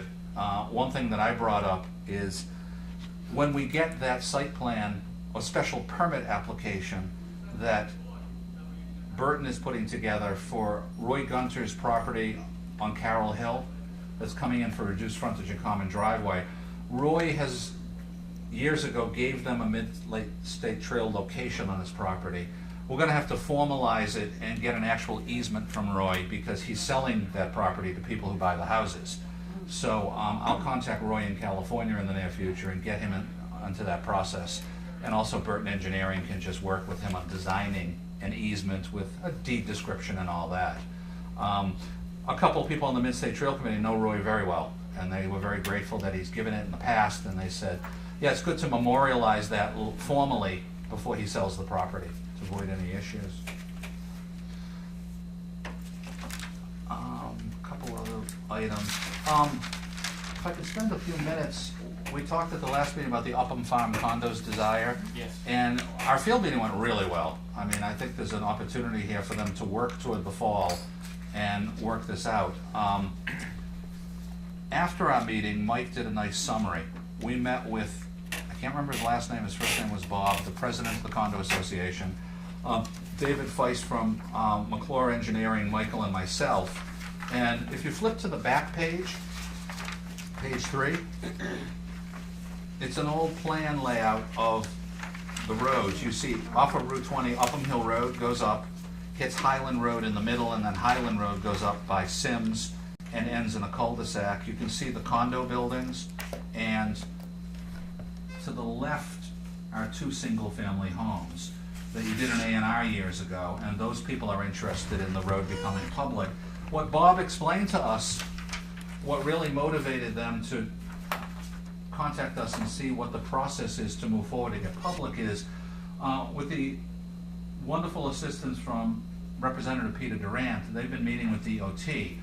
They have a salt contamination concern from the Pike with their drinking water. So DET is funding bringing in a public water line connection for them.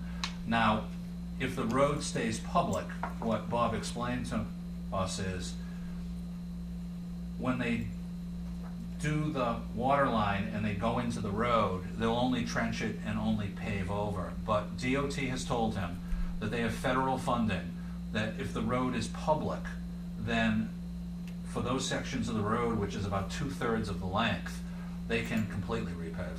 It is in the federal budget for that type of project. So I said, playing devil's advocate, is there someone at DOT who would say, well, I don't like the idea that you're rushing to make the road public so you can get it repaved? He said, no, they've encouraged us because the money is federal and it's available. So Michael and I walked it with them and looked at condition, and as his letter summarizes, things are in pretty good condition up there. To get it to a point where Graves, as your civil engineer, is comfortable recommending the condition of the road, there's not much work to do. There's some spot upgrades here and there with a few cracks. There's some spot upgrades with some deteriorated sidewalk location, which is minimal. And there's some brush clearing on a culvert outlet from the stormwater management. Things aren't that bad, and Michael details it in this 1.5-page summary for you. So what we went over is timeline, that they have to go through what you've told other people in the past on private roads, of having their engineer work with our engineer, do work heading toward a town meeting, having McClure Engineering do an as-built plan, going through the process like everybody else, like Russ Jennings is doing for this meeting. But there's a good time frame from now to the fall town meeting to take it step by step. Usually people who live along a private road walk away because under state law, each person who lives along the private road has control to the center line in front of their house. You only have 3 parties here, the condo association and 2 single-family homes. So you're not dealing with maybe 60 homes and 5 of them don't want to chip in money to do the proper legal deeds, the as-built and the engineering. They're on board. He said they've spoken to the 2 single-family homeowners, and I recall one of the 2 talked to me years ago anyway, and he wanted to someday have this done. So basically, McClure Engineering is going to take the next step and start meeting with the condo association board, going over what they need to do, getting the green light from them to start working month to month and see if they can dovetail with the fall town meeting.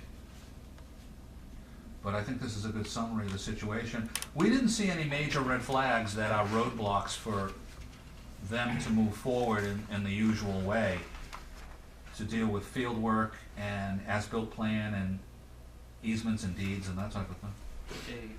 Would they propose bringing a water line up Upham Hill Road? What he pointed out to us, and I'm just going by what he pointed out in the field, it's coming in from the east in this direction, and it will go into the road like there. Yep.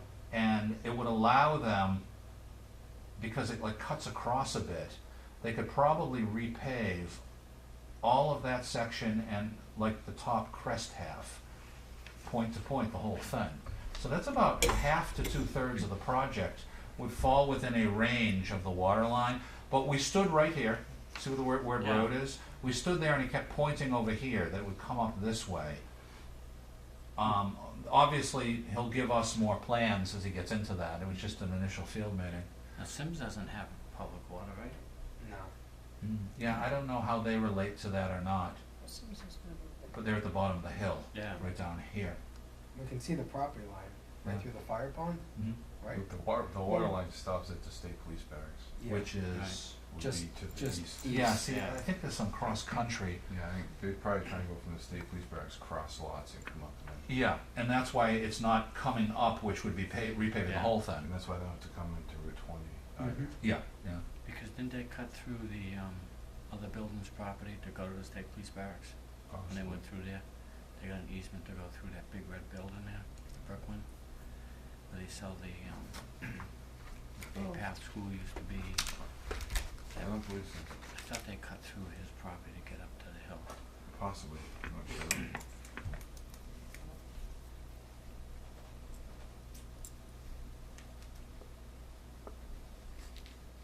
I was just glad to see that, you know, everything seemed to be doable and they wanted to just go through the proper procedure. There wasn't any major hurdle that looked like a unfortunate problem. And it would be both roads they're looking to have? Yes, yeah. And again, town meeting has to approve it, but at least they get to the point where you and legally through the selectmen's layout hearing are comfortable and can recommend to town meeting that everything's in good shape. Do you own any of, does the town own any other roads in any condo associations? That's a very good question. No, we don't. Some communities, for instance, I can tell you how Worcester's worked. It's interesting just to know. Worcester has a lot of condo associations. So in the 1980s and 90s, a lot of them reached the point that they were getting older, and suddenly they were going to the Worcester City Council saying, we want to become public. So years later, I lived in one of them. I lived in the Moreland Hill one, which is the only one that the roads became public. And as soon as that one became public, a firestorm started and dozens of others started calling. So the city actually has a policy. They will not take them because they said we just can't manage them budget-wise because there's so many of them. So, and even the Moreland one, the city said, we'll accept it, but under the condition that we won't plow them, even though they're public ways. We'll maintain them, we'll physically fix them and repair them. So when I was living there, I was on the condo board, and we spent some winters $40,000 in heavy winters for plowing. It was unbelievable, but there was 160 townhouses, so we chipped in. But it's weird to see public roads that the city of Worcester will not plow, but because of the condo thing. So that's a good question. You don't have any others in Charlton, but you've got so few condos, and a few others are just driveways that stay private anyway, you know, type of thing. Their frontage is along a main road that's already public. You got two big ones really, Katy Brook and Juniper Hill. Yeah. So could this start something that might not be manageable? Well, it's manageable. I don't think it's not manageable because we don't have a lot of them. You have a handful of them. And the town has the legal right and the policy right to say, well, we did one or two, but we don't want to do any more because it's too much of a financial burden and it's just too much. I think the main thing is cooperation. Usually, pardon me, people who control private roads don't want to spend the time and the money to get them proper. And then one advantage to the community is if it becomes public, we do get cherry sheet money. So we do, you know, highway department. It's not a lot of money, but it's a little bit. But it's a good question. But I think in Charlton, since you only got a few of them, even if others came forward down the line, they'd have to do it properly. And I don't see it as a burden, given that, you know, we have so few, and given the amount of roads and everything, it's not like the Worcester situation.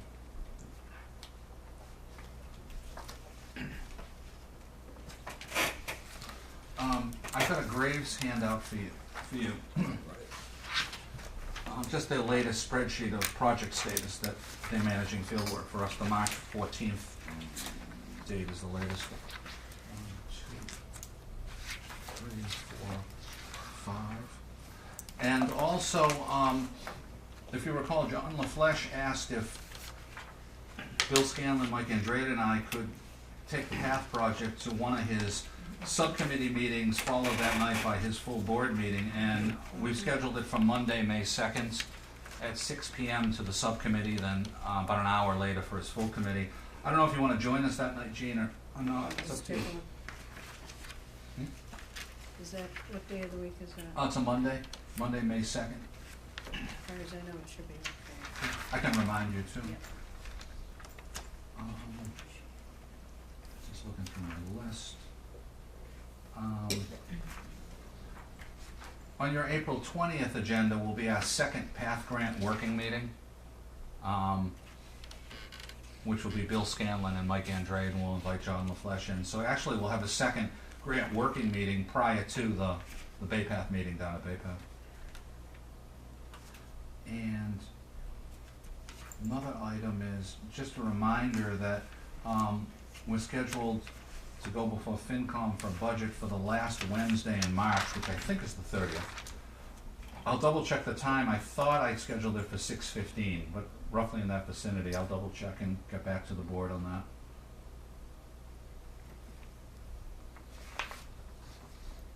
We don't have a meeting before that. No, we don't. Yes, you're right. In fact, it is a Wednesday. Yes. We just gotta verify the time. Yeah, I'll double check. I thought, as we went around the department head meeting and they passed the schedule around, I thought I initialed it for 6:15, so it's, It was 6 something, yeah, I don't Yeah. remember. yeah, I'll double check on that In one. fact, Jane was gonna make a note of that, cause I think I called her yesterday about it. Okay, She was gonna find out the time. okay. Great, so we'll finalize that and get back to everybody. That should be probably just 2 of us going to that. Whatever works. Do you want me to post it just in case, or do you want to just, I mean, obviously I'll attend with you. Last year, I thought we posted it. Might Just- be safe to post it just so, in Just case to we make do sure, have yeah. 3 that show. Yeah. What's the date on that again? It's the last, March 30th, the last Wednesday in March. I think it's, as we talked at the last meeting, Pete brought up, what do you give them? Right. Last year, I thought Ross did a great presentation of our annual report and our development. I would hand them a packet of 5 things and show them right up front that, this is why we need the budget that we've proposed. I would give them 5 things in that packet. The planning board annual report. I'd give them the EDC report because you assigned me to staff the EDC, and so much of what is in the EDC report is jointly planning board and EDC. It's just not repeated in the planning board report. I give them the 2016's development projections. I would give them your annual goals and objectives that shows a lot of what we manage, day to day, week to week. It's not just holding public hearings. And I would give them the solar report recently.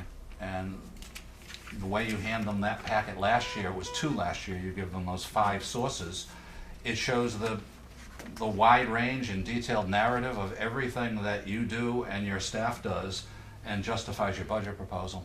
And could we include the letter from Brendan a couple months ago? If you'd like to. Just to pound it. Sure. Down that road, Sure. to put it, Put it accurately. yeah.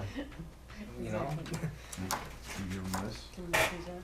We could add that to it too. That's a lot of the field work related stuff. So it still shows what you deal with on a Yeah. day-to-day basis? Yeah, because even though that's Graves, I'm dealing with that day to day with Graves too. I might either, whether I join him in a meeting, or I deal with the before and after, or I deal with the engineer after the field meeting or before it, wanting another meeting with me. You're right, throw that into the packet too. I mean, all of that data is what really happens, and it's unfortunate that we get met with skepticism, but that's politics and personalities, but it's the factual facts. Yeah. Your budget proposal is justified, and I think it's fair and routine, and frankly, I think it's cost effective.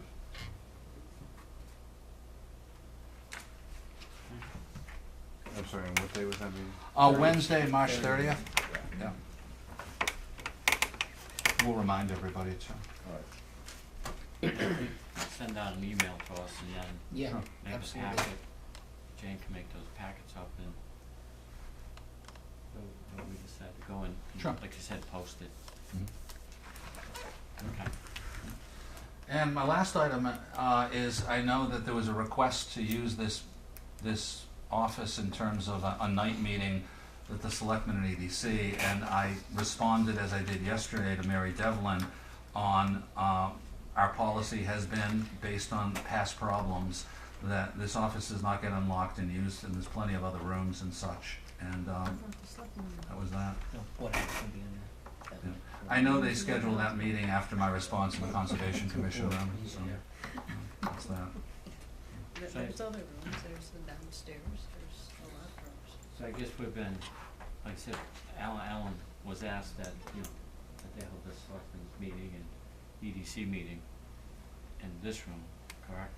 Yeah, I guess the selectmen started Selectmen last EDC fall, they without decided you. they wanted the EDC to come see them quarterly Yep. and have a touch base. I don't get involved in that, that's more of a political thing with them. You assigned me in my limited time to have some daytime working meetings with the EDC, in which, since the cut, all I do is pull them into what we're doing. Before the cut, I had the staff time to do some proactive marketing and such, but this is separate from that, and it's on the selectmen's agenda. And as your staffer and as the employee who uses this office, I have a serious concern, which I responded. So what, they wanted the whole selectmen meeting in here? I guess that they wanted whatever they were meeting with in here, I don't know. But anybody unlocking this building, this room at night and getting in here, you and I have a legal and professional responsibility on confidentiality and legal documents and such. And to backtrack, part of why it's been this way for years, when I first got hired 15 years ago, we had a couple of requests from Conservation and Historic Commission. You got a nice room, a nice table, we expect a bigger crowd, can we use the room? And things were stolen, drawers were open, my desk was gone through more than one occasion. Drawers were open, things were removed. I talked to the staffers at the time who just said, what can I do? And the board at the time said, okay, there's no reason for people to have to get in this room. We have a big building, we have a library, and there's other places, so that was my response. That was that. I kind of feel the same way, that it's, you know, it is the planning board's room.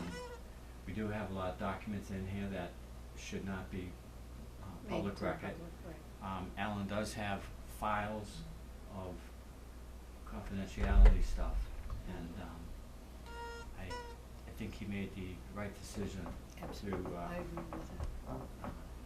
let them use a different room. There's other rooms in the building. And Any the other dogs have feedback on across that, the or- street.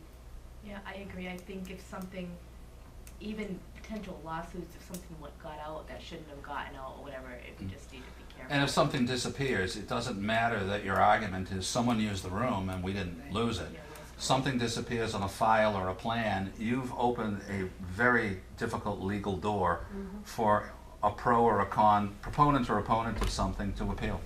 Right. And say they cannot document that they have everything that was submitted, and violation, there you go. Yeah, it's better to be conservative just in case, just doesn't make any sense. So does the board feel that the decision Alan made to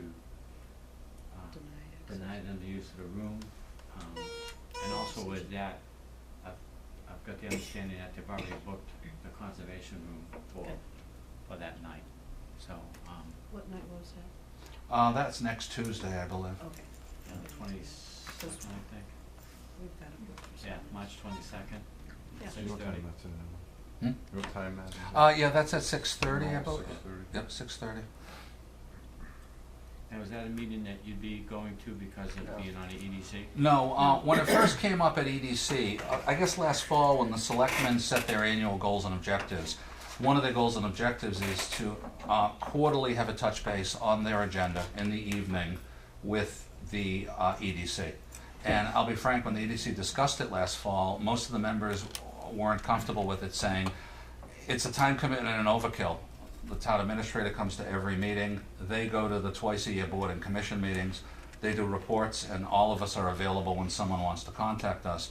But then, as they discussed it, they said for the sake of working with people and all, they'll try to schedule it. So they did the first one, I think, in November, and 3 of the members went and had, from my understanding, a good discussion. And now they're having another one 3 months later. Yeah. But I don't go, that's more of a communication member-to-member thing. So we would have been opening this building to This room. them without any of our staff members Any of the board members. being, Right. board members being here, like Jane or you. Right. Wow. Mm-hmm. No, I feel you made the right decision. Thank you. Absolutely. Is there room being used for something? Board of Health. Apparently Board of Health, but there's other rooms available, and they Oh, just, definitely. yeah, switch to others. I'm sure they can understand that. It'd be like us asking them to meet in their office where they have all their Yeah, confidential documents, files. whatever, yeah. Exactly. This isn't just a meeting room, it's also a And it working did come up office. before, last year when we had the pipe burst and the town clerk's office was damaged.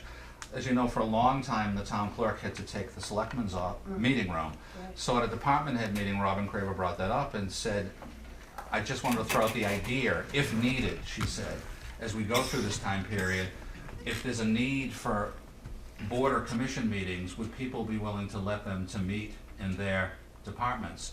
And as we went around the table, I brought it up then, and she understood at the time. I said, well, frankly, I can't recommend the planning board office being used at night when we're not there. And I explained why.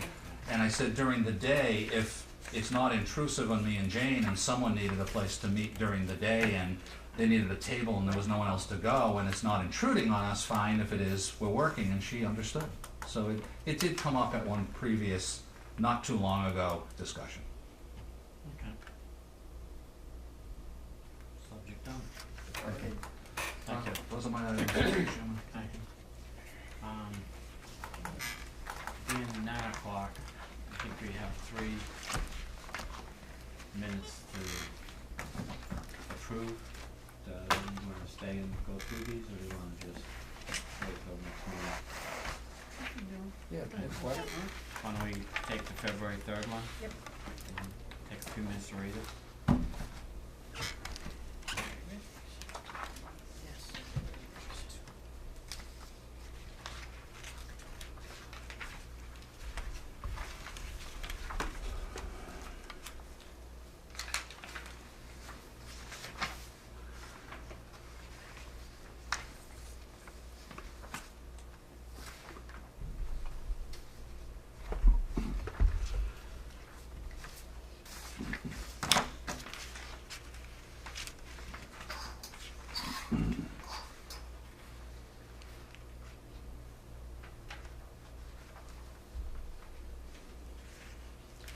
Make a motion to accept the minutes as presented for the February 3rd meeting.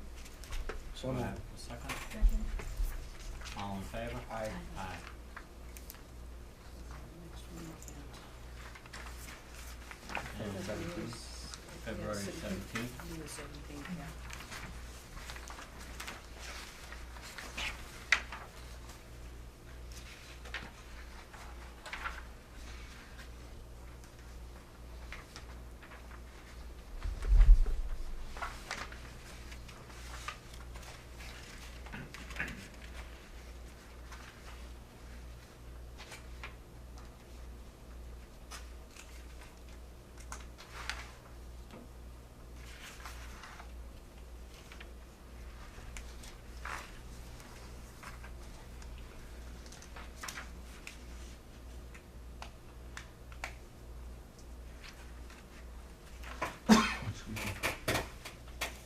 Motion to approve the minutes on February 17th. So moved. All in favor? Aye. Aye. Okay, next one, we do have to go into Right. executive session to do that. How often do we go into executive session? We leave it on as a generic statement like other boards do, but we mainly go on. Is it worth going to executive session just to approve minutes, and we have another set of minutes to approve? Yeah, just no. to approve It's minutes? snowball. It's What- weird, what it's is- a little weird. It couldn't hurt If just to there's- sit tight right If now. there's no Yeah. hurry, we can kind of Yeah. wait. Yeah. and Carry stuff this out. one. Just Yeah, wait. then if you're coming into executive session for some item, Yeah. Then we- then Take while care you're of that. there, you just do it. Yeah. Makes It's sense. kinda right, you'd be doing it for You could 100 do meetings in a that. row, in a weird way. It just sort of stops. Any other questions at this time? Motion to adjourn. Yeah. Aye. That concludes the schedule.